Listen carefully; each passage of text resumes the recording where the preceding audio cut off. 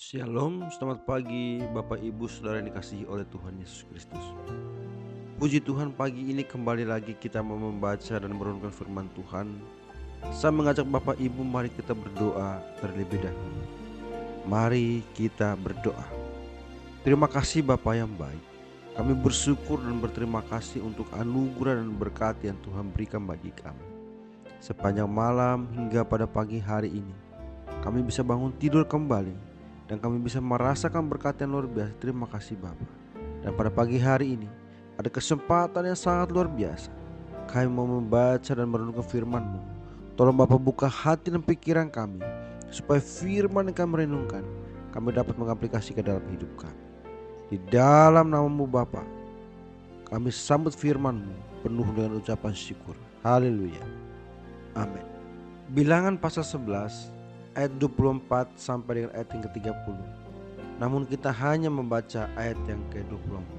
Setelah Musa datang keluar, disampaikannya firman Tuhan itu kepada bangsa itu. Ia mengumpulkan 70 orang dari para tua-tua bangsa itu dan menyuruh mereka berdiri di sekeliling kemah. Tema yang akan kita renungkan bersama yaitu kuasa Tuhan yang bekerja. Bapak Ibu Saudara yang dikasihi oleh Tuhan Yesus Kristus, Bilangan 11 ayat 24 sampai dengan ayat yang ke-30 menceritakan tentang pencurahan roh Tuhan yang tidak hanya bagi para tua-tua, tetapi juga berlaku bagi orang yang bukan golongan tua-tua. Cerita ini dimulai dari keluhan bangsa Israel ketika berada di padang gurun dalam perjalanan menuju tanah Kanaan, tanah perjanjian. Mereka mengeluh karena hanya makan mana di padang gurun. Dalam perjalanan di padang gurun, Tuhan menyediakan mana yang turun dalam embun pagi sebagai makanan mereka. Namun kemudian bangsa itu mengatakan bahwa mereka ingin makan daging karena bosan makan mana setiap hari. Sikap bangsa Israel yang demikian tidak hanya menimbulkan perasaan sedih Musa, tetapi juga menimbulkan kemarahan Tuhan terhadap bangsa itu. Karena selalu mengeluh dan tidak tahu mengucap syukur, mereka lupa jika mana itu sendiri adalah karunia Tuhan. Bangsa itu menganggap bahwa mereka berhak mendapatkan makanan seperti yang mereka dapatkan di Mesir. Musa merasa bahwa dirinya tidak sanggup lagi memimpin bangsa Israel sendirian. Tuhan tahu beban berat yang dihadapi Musa memimpin bangsa itu. Karena itu, Tuhan meminta Musa memilih 70 tua-tua untuk membantunya dalam melaksanakan tugasnya sebagai pemimpin bangsa Israel. Tuhan tidak hanya memilih ke-70 tua-tua itu, tetapi juga memperlengkapinya dengan rohnya. Persoalan tidak selesai sampai di situ. Muncul masalah baru ketika terjadi pencurahan roh Tuhan di kemah pertemuan. Yosua memprotes dan mempersoalkan ketidakhadiran 2 orang dari 70 tua-tua di kemah pertemuan, karena mereka masih ada di tenda tempat bangsa Israel tinggal. Tidak ada alasan yang jelas kenapa mereka tidak hadir. Ada yang mengatakan bahwa mereka tidak tahu dan tidak sanggup. Namun yang pasti bukan karena mereka terlambat. Meskipun mereka tidak hadir dalam kemah pertemuan, namun mereka tetap kepenuhan roh Tuhan dan menerima karunia seperti nabi, sama seperti 68 tua-tua lainnya. Musa menanggapi sikap protes Yosua dengan mengatakan, "Apakah engkau begitu giat mendukung diriku?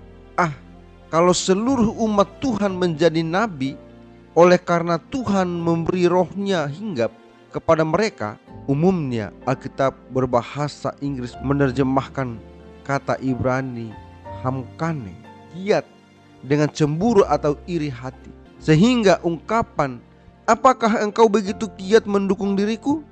diterjemahkan menjadi "apakah engkau cemburu untukku?" Hal ini bisa berarti bahwa sikap protes Yosua disebabkan oleh rasa cemburu Yosua jika kuasa roh Tuhan dibagi-bagi ke banyak orang. Kecemburuan Yosua juga bisa menunjukkan bahwa kuasa roh Tuhan hanya ditunjukkan di tempat tertentu, yakni dalam kemah pertemuan. Orang yang berada di luar kemah pertemuan seharusnya tidak boleh menerima kuasa roh Tuhan. Yosua keliru seolah Musa dapat mengatur pengurapan itu, serta juga cemburu mengapa bukan dia tetapi kedua orang itu.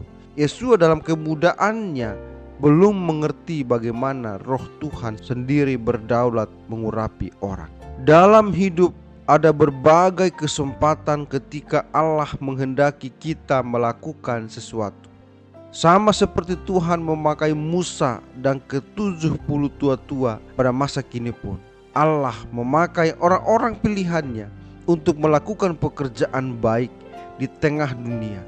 Ada yang dipilih melalui gereja, ada pula yang melalui masyarakat, ada yang dipilih saat masih dalam proses belajar atau sekolah, ada pula yang dipilih saat sudah bekerja. Ada yang mudah, ada pula yang sulit, ada yang ringan, ada pula yang berat. Mungkin ada kalanya kita ingin menghindar dari pekerjaan Allah. Hal itu muncul ketika fokus kita beralih sehingga menganggap pekerjaan Allah itu berat. Namun belajar dari pengalaman Eldad dan Medad, kalau Allah sudah berkehendak, tidak ada yang bisa menghindar. Daripada menghindar dan merasa dipaksa, lebih baik bagi kita untuk menyediakan diri dipakai dalam pekerjaan Allah. Dalam kesedihan itu, kita bisa percaya bahwa Allah pasti menyertai, seperti Musa dan ke-70 tua-tua yang diberi roh Allah.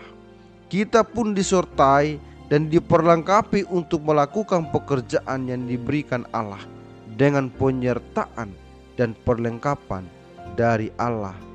Kita bisa mengerjakannya. Amin. Tuhan Yesus memberkati.